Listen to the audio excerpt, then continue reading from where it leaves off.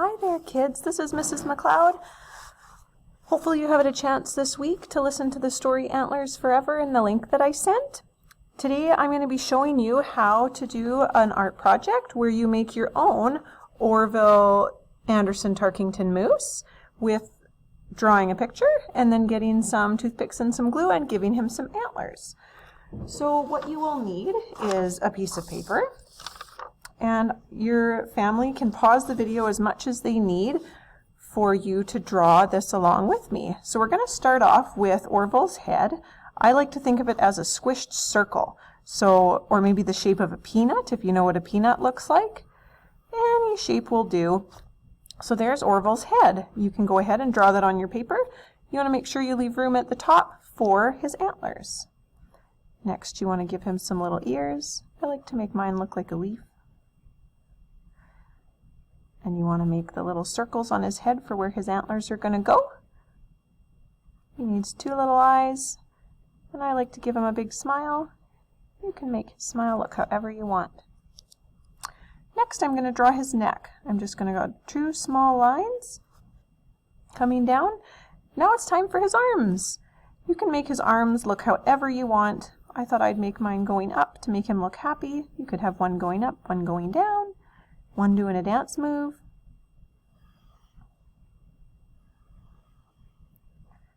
Then you want to put some hooves on the top of his arms, and it's actually an uppercase M. Next up, we want to give Orville a belly. And we want to give him some legs too. So just the same as the arms. You can decide what you want his legs to be doing. Maybe one's doing a high kick, maybe one's dancing, or maybe he's just standing. And same thing you're going to do is his hooves on the bottom, but this time they're going to be a W. You can close the bottom of his tummy. The next step is to give Orville a habitat. So you can decide if you want him to be standing on grass or dirt, if you want him to be in the forest or in the mountains. That'll make him look like he's out in a meadow. Maybe there's some dandelions. Maybe he's standing next to a tree. Maybe it's autumn because that's when moose and other animals with antlers start to shed their antlers for the winter. Hopefully you watched the link to the video that showed the moose losing his antler. Maybe I'll do some mountains up in the background. Some snow because it's getting cold. But maybe it's a sunny fall day.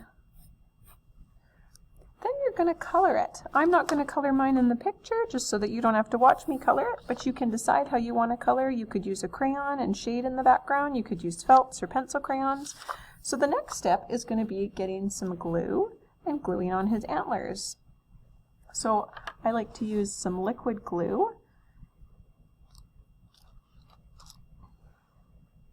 I don't have mine with me right now, but what you would do at home with the help of your family is put some glue on your paper, and then you need your toothpicks. So what I want to do to make mine look like a real antler is I'm going to break my toothpicks, and I'm going to stick them on. You can decide how big you want Orville's antlers to be. Maybe you want them to just be small. Maybe you want to have one of his antlers down on the ground because he's already shed it.